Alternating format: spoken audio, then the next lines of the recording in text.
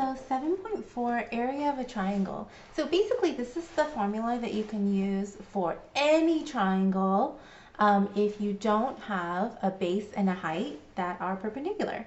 So given some sort of side angle side situation with an included angle, right? So side with the angle in between with another side, you can use area equals, so this looks really similar to 1/2 base times height, but it's 1/2 AB sine of C.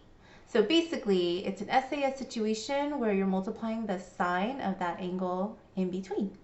So for an example, oh, and then there's one more formula. So there's two formulas. Given all three sides, instead of having to find the angle in between, which you can do using law of cosines, you can use law of cosines to find the angle in between, and then you can use that formula up here, or you can use Heron's formula. So Heron's formula says the area equals the square root of, S stands for a semi-perimeter, so it's basically half the perimeter of the triangle. So if you have all three sides, you add them up, divide by 2, and then so it's S times S minus one side times S minus another side times S minus the third side. So that is Heron's formula if you have three sides of any triangle. Okay, so find the area of the triangle given. Let's say you have two sides and obviously an angle in between. Then we go ahead and plug in to 1/2, 1 times 3 times the sine of 80 degrees. The hardest part here is to remember that this is an area formula and you're using a sine for that angle. And then you just plug it into your calculator, final answer, done. Okay. And then what if you have all three sides? Let's do a quick one. So the first thing you want to find is the semi-perimeter. Add up all the sides, divide by 2, you get 11. Sometimes you get a decimal, so you got to be careful. And then it's going to be the square root of 11 times 11 minus 5, and 11 minus 8, and 11 minus 9, and you multiply them all together and take the square root and you get 19.9 inches squared.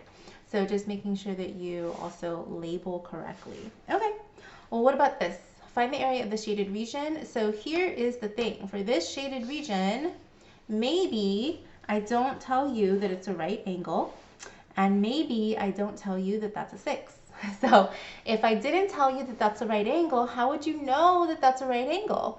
Because from geometry, if you know this is half a circle, then this must be a diameter. And this is an inscribed angle. An inscribed angle of a circle is half of the, I'm trying to think of the word, is half of the degrees of the inscribed arc. There we go.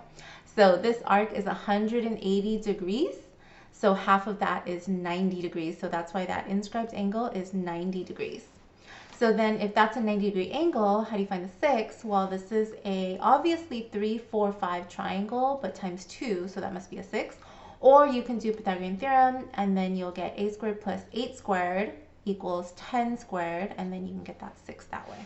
Okay, but 3, 4, 5 triangle is very common. Another one that's very common is a 5, 12, 13 triangle.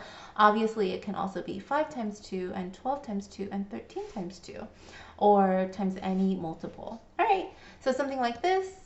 How would you find the area? Well, you would take the whole thing and minus the triangle. So if you realize this is a right triangle, then you're just doing the area of half a circle minus the area of a triangle, which is half of pi r squared minus 1/2. This is a right triangle, so we can use 1/2 base times height. So it's helpful to know what's going on, right? So if you didn't realize this is a right triangle, well, one, you wouldn't know that that's a 6. But then the other thing is, even if you had the 6 and the 8 and the 10, you could use this formula, right? That's possible. You could do 1/2 6 times 8 times the sine of, you would need to know that degree. Oh, that's crazy. So you do need to know that angle. But if that's 90 degrees, how does that work out? Well, the sine of 90 degrees is 1. So that's why for a right triangle, that formula, 1/2 base times height, works out. And then you just plug it in. So get the area, go ahead and multiply. and then you get your final answer. Okay, I would advise you against doing these separately, like doing this here and then doing this part like somewhere else and then subtracting. I think it should be one line and then it equals, and another line here I'll do equals, equals, equals. So it should really be line by line. Okay, so there are your notes if you need a little explanation.